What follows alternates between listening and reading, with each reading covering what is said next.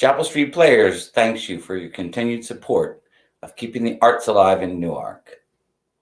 Coming up next in our virtual streaming fall season is Miracle on 34th Street, a live radio play. Make sure to tune in.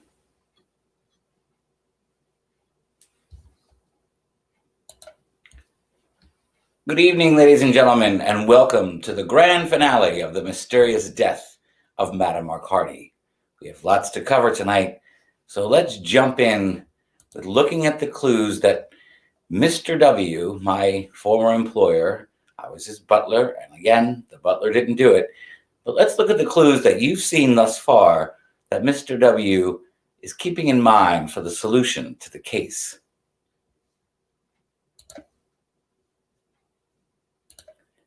There was the box from Thomas T. Bivens, who we've learned is a private eye, that was found in her bag. The mysterious gray cap that we've now learned belonged to a film canister. The murder weapon, a knife with a uniquely carved handle that seemed to belong to a carving set, fork and knife with a fork with a matching carved handle that is in the pantry of the house. A film canister that was burned and remnants of a burned negative. Pieces of a burned check. A burned letter from Thomas Bivens that seemed to indicate that he had information on the guests that were attending the dinner. This was a breakdown of some of the guests that led to that conclusion. A letter signed from the madam that seemed to be talking about money and keeping quiet, which Mr. W deduced was something about blackmail. A rope found on the patio, a rope long enough to reach the Countess's window above. And the rope also was similar to one that Mr. W kept in the pantry. The Madame Marcardi's black cloak and hood that she wore was found in the hallway closet. There was a tear in the back, most likely made by the knife, and bloodstains around the tear. However, when they found the body in the room, Madame Marcardi was not wearing her cloak. A blood-stained apron, very similar to the kind of apron that Jenny was wearing throughout the evening. A clock, an electric clock, in the Countess's room. The Countess's room was adjacent to the room in which they found Madame Marcardi. The clock was stopped shortly after 7:20. The reason for its stopping, it had been ripped from the wall. The plug had been ripped from the wall, from the socket below the window of the Countess's room, that also mysteriously was not fully closed. Mr. W also learned that earlier in the day, when the Countess went to her room, the clock was working. A check stub that was found at the foot of the table at which Madame Marcardi had been doing her tarot cards. The number on the check stub matched part of the number that was still on the burnt piece of check that was left in the fireplace. And a clue that you are seeing for the first time, it will be the last scene before the reveal, a handkerchief with a blood stain and the letter G on it. Let's see how that was found, by whom, and what the amateur sleuth Mr. Worthington had to say about it.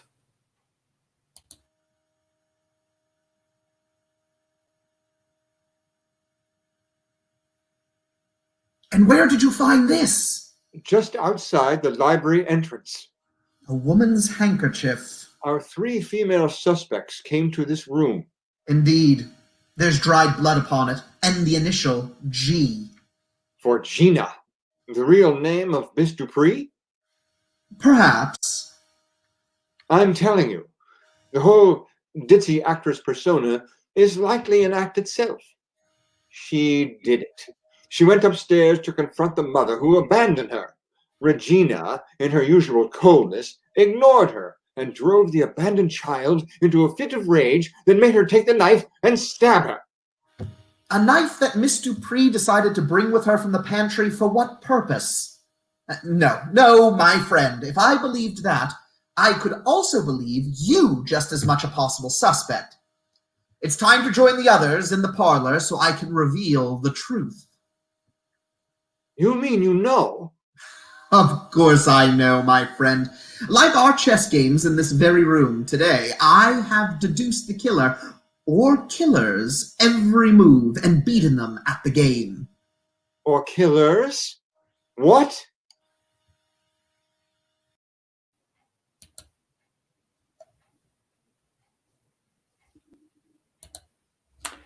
And so there it is, the last scene before the big reveal. Let's see what's going on with our comments. We have a question from last night.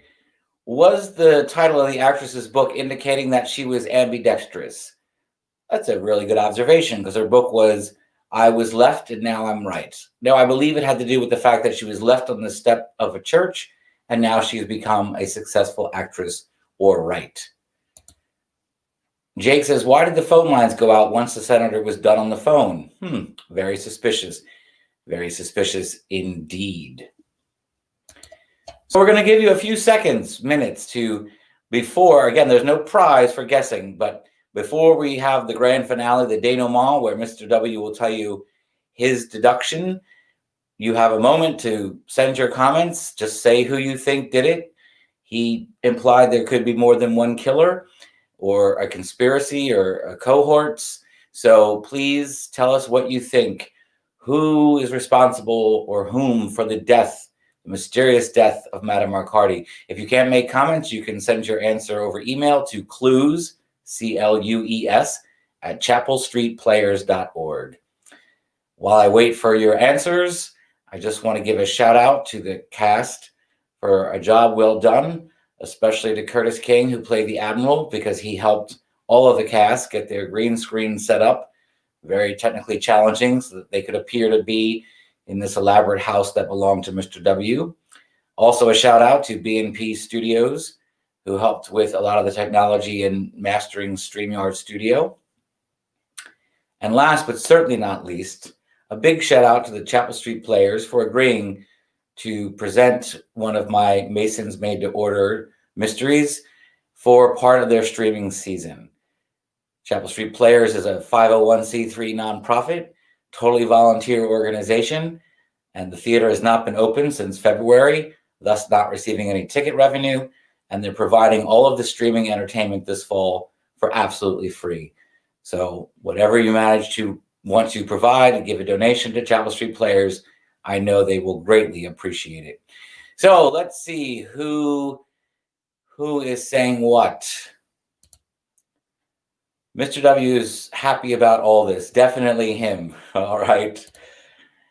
The senator in cahoots with Jenny, the substitute cook.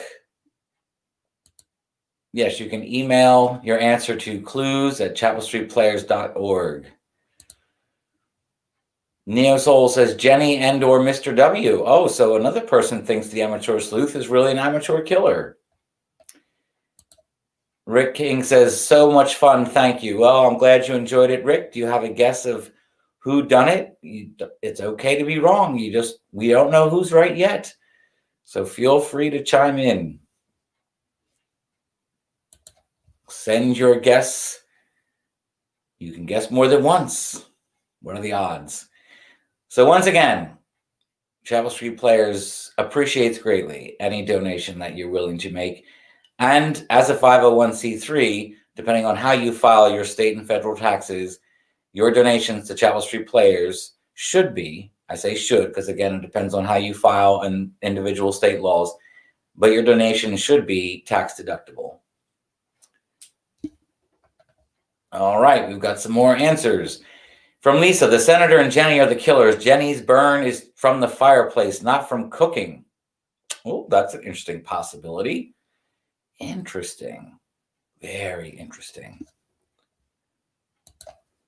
Rick King. Oh, I'm glad you guessed, Rick. He says the senator and Jenny done it. So far, that seems to be a popular answer. Let me get the end set up while you have a few more moments to send in your guesses.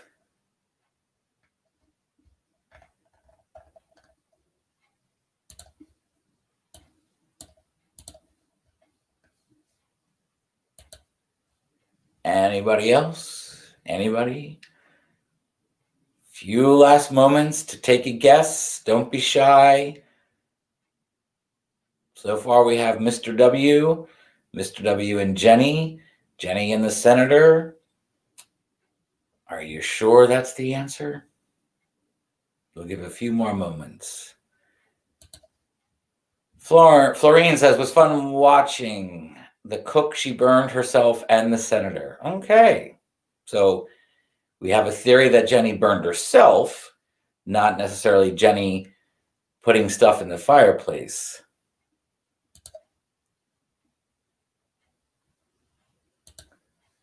I'm suspicious that we haven't heard more about the senator. Well, that's a good point. We haven't learned a lot about him. But don't forget, he apparently went up to the madam. Well, he didn't go to the madam's room.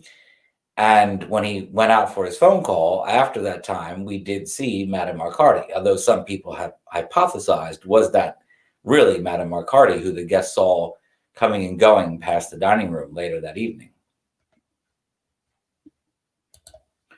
All right. You can keep throwing comments in. I won't be able to see them. Oh, wait. From LSM, changing my guess to the senator and the substitute cook. All right, that seems to be the popular vote. It is now time for the big reveal. So let's take a look, shall we? Mr. Worthington gathered the guests into the parlor. And here we go. Enjoy.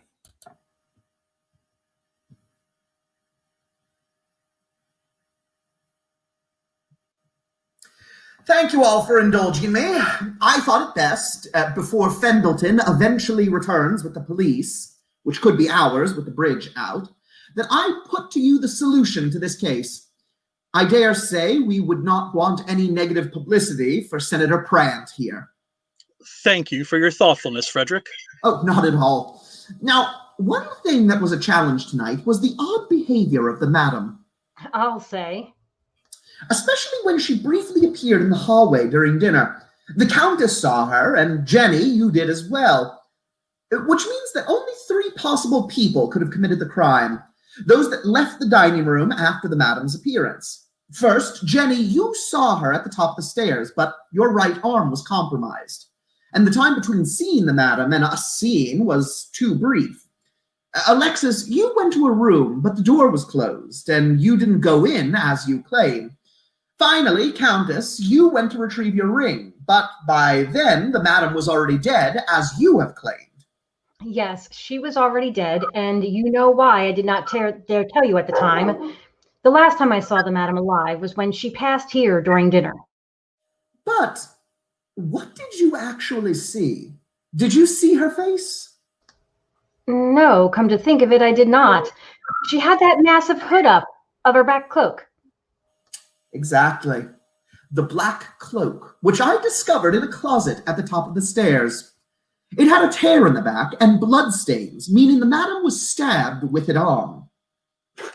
Are you suggesting she got stabbed, came down here for Lord knows what, went back upstairs, put her cloak in the closet, then collapsed on the floor in her room? I may have not practiced medicine for quite some time, but I can assure you that did not happen. No, it did not. I agree. No, the person who passed the dining room in the madam's cloak was none other than... The actress. What? No. It was the cook, Jenny Belfour. What? I saw her too. I talked with her. You heard. Then I was down here the rest of the night serving all of you.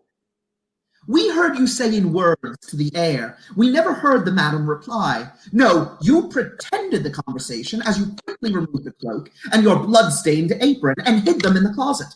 I am sure in the time that elapsed while the Admiral and I were in the library, you have discreetly destroyed them.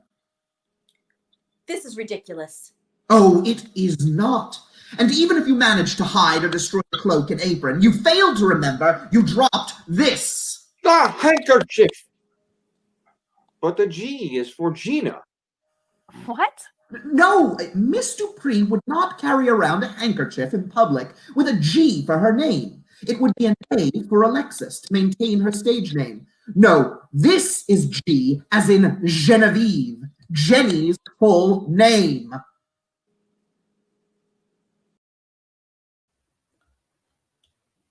So, those of you who suspected Jenny, you seem to be on the right path. Let's continue listening.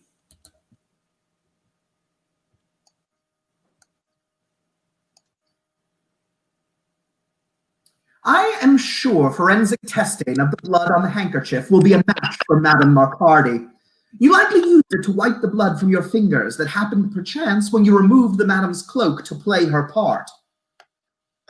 Frederick, you said yourself she didn't have enough time to stab the madam. No, she did not. No, Jenny only needed to pretend to be the Madame after the death of Madame Marcardi to establish an alibi for herself and her accomplice tonight, the actual murderer. I didn't know the madam. I didn't know anyone here until tonight. I wasn't even supposed to be here. Another lie, Genevieve. You apparently came as a substitute for my regular chef, Eleanor. You claimed to be her mentee and that she was ill. However, I remember earlier today your interaction with the Admiral. It was evident by your reaction that you did not know Eleanor or her preferred name, Nori, at all. You know, I swear I don't have any clue what you're talking about. No. You only painfully scolded your own arm to have a reason to go upstairs, and it was during that time that the Madam appeared with the rest of us in the dining room to see it. You were the only one who could have donned the disguise while the rest of us sat there, and you cleverly established the killer's alibi. If you are correct, Frederick, then the only one who went upstairs before the Madam appeared was... My dear friend, the Admiral. I never met Jenny or Genevieve before tonight. I know you did not, my friend. I doubt that you ever met her hiking or in a restaurant. Or perhaps skiing, as Senator Plant did. What? Oh, yes. I pay close attention to details, Senator. Did you pay close attention to details? We learned that the senator was a skier, and we learned that Jenny was a skier. Coincidence? Let's continue watching.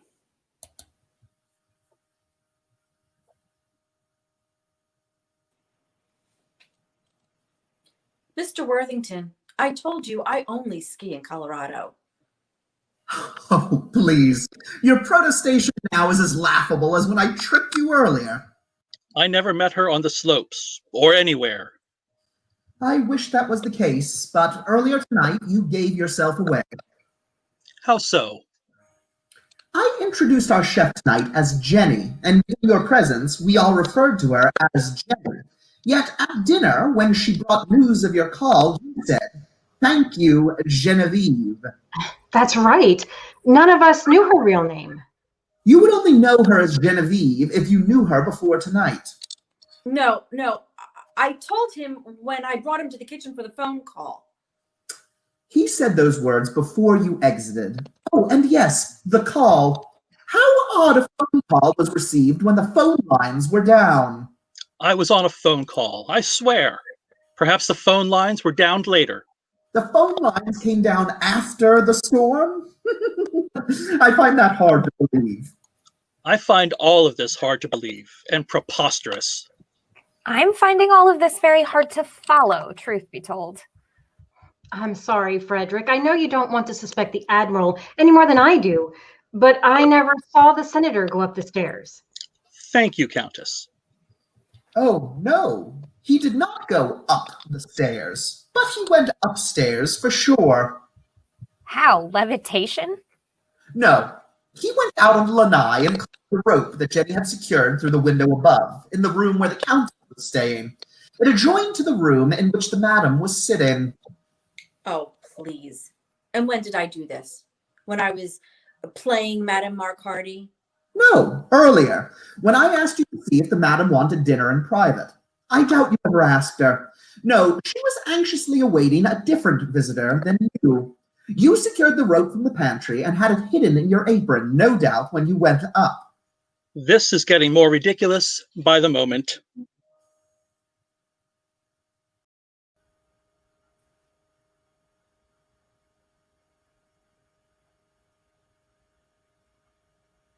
No, Senator, it is not ridiculous. Earlier tonight, you said you were an experienced rock climber, sir. Scaling the outside wall would be nothing for you. Then there was the clock. The clock. Yes, the one in the Countess's room that, according to the Countess, was working just fine at 4:30, but then was stopped at 7:20 something when we found it. Oh, right. Because you, Senator, in your haste crawling through the window, stepped on the plug, knocking it from the outlet, 5 minutes after you were left for your apparent call, a call that Jenny conveniently answered. I did no such thing. I never set foot in Madame Marcardi's room. No, I disagree. When the Admiral and I announced we had found Madame Marcardi dead, we never mentioned the tarot cards set up on the table. Yet, you suggested an intruder killed her while she sat reading her tarot cards. No, unless you are truly a psychic, you would only know of the tarot cards set up if you were there, in the room, as the victim knew you would be. This is truly absurd. Wait, what do you mean as Madame Marcardi knew he would be? Was she psychic after all? Hardly.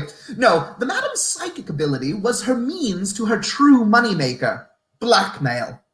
I knew it, the Countess knew it, and the Senator knew it, as he was her latest victim.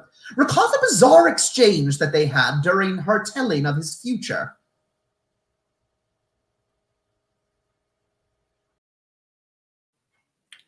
Do you recall the bizarre exchange they had when Madame Marcardi was telling the senator's future? Let's have a look. Senator Brandt, you will continue to have a long career in the Senate. But wait, there's a dark cloud that looms. However, a chance to avoid danger will present itself, and you will succeed if you choose to follow it. I assure you, I will do anything to succeed. Anything else? I'm always generous for any help I can get. Oh, it is clear to me that yes, you will make the right choice and all will be well.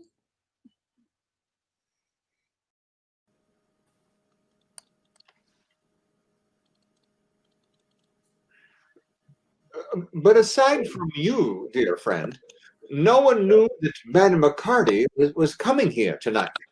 Yes, no one was supposed to know, but I had told the madam who was coming, and she set her own plan into action for tonight. Ah. Recall the contents of her bag, my friend. Correspondence from Thomas Bivens, and the cap that belonged to the burned plastic canister, and the other contents that the senator tried but failed to fully destroy the fireplace. Incredible. I'll say. Madame Marcardi had photos and information on the senator she had gotten from her assistant, a PI, Mr. Bivens. That's photos of the married athletic senator with his mistress, Genevieve, who he met on the slopes. Madame Marcardi knew who my guess would be, and she must have informed the senator he could make payment tonight for her silence. But he and his mistress had other plans. The madam's cryptic conversation with the senator during his fortune assured the madam she would get her reward. Just rewards are more like it. Wow. I still Recall the check stub on the floor that matched the first check in the fireplace. The senator distracted the madam with the check as he literally stabbed her in the back. He ripped the check from her dead greedy hand, but the corner remained. He smashed her watch and set the time forward to further his alibi. Finally, he wrote the W in blood on the tarot cards, and the setup of tarot cards he only knew of from seeing it in the room. He made his way back to the parlor, leaving the wet prints, burned the blackmail material on the fireplace. Almost. Then returned to dinner. Then Jenny completed the rest of the deception. Very clever, Mr. Worthington. But bridge or no bridge, Jenny and I will be leaving now. But Doug. Quiet. A gun. Well, why didn't you just shoot her then? You would have heard the shot. I have no silencer, but I have enough bullets to finish off the lot of you. You will never get away with it. You figured it out, Mr. Worthington. But she deserved to die. You know it. She was deserving of jail time, yes, but you are not her judge, jury, and executioner. We will see. No one will ever prove a thing. By the time you have time to explain anything to the police, we will be on a private jet to parts unknown. I doubt that. You see, I too can be quite deceptive, and the bridge is just fine. Isn't that right, Sheriff? What? The sheriff has been standing there with Fendleton this entire time, and his men have the house surrounded, as Fendleton and I planned. I told you this was crazy. Shut up. Bravo, Frederick. I want the film rights. Checkmate, Frederick. Checkmate. Indeed, my old friend. Hey.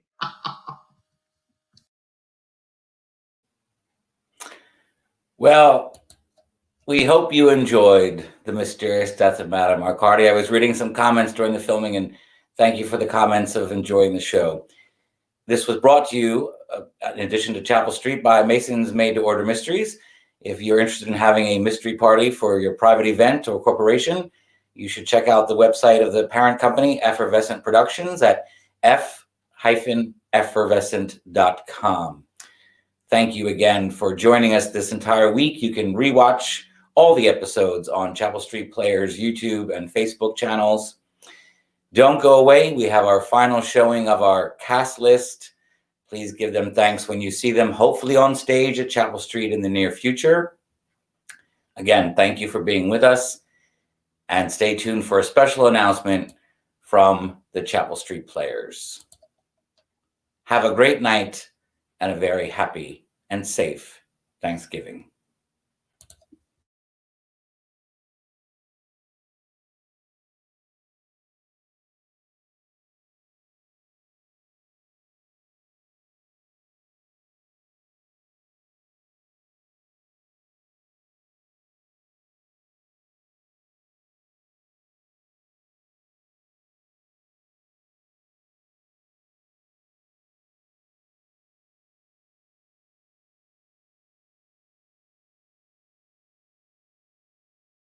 Isn't it great to see the Chapel Street Players back in action? We're excited to be keeping the arts alive, albeit virtually, with this latest theatrical performance. I just love seeing good theater, even if, for now, it is in the comfort and safety of my living room. I'm Dr. Renee G. O'Leary, and I've been involved with Chapel Street Players for, well, let's just say a long time. There's always a first for everything, and 2020 is no exception. Like you, I would love to be back in our little playhouse on Chapel Street, and we look forward to when we can reopen. As always, we couldn't provide live theater on stage or screen without the generous support of the community, or in this case, viewers like you. Our virtual entertainment this fall is being brought to you free. However, we greatly appreciate any contributions you are able to make to help keep Chapel Street Players and the arts alive during these turbulent times. As Chapel Street Players, this is an all-volunteer, nonprofit organization. Donations are tax-deductible in accordance with state and federal laws. Finally, on behalf of Chapel Street's board, volunteers, and patrons, I thank you and wish you all the very best.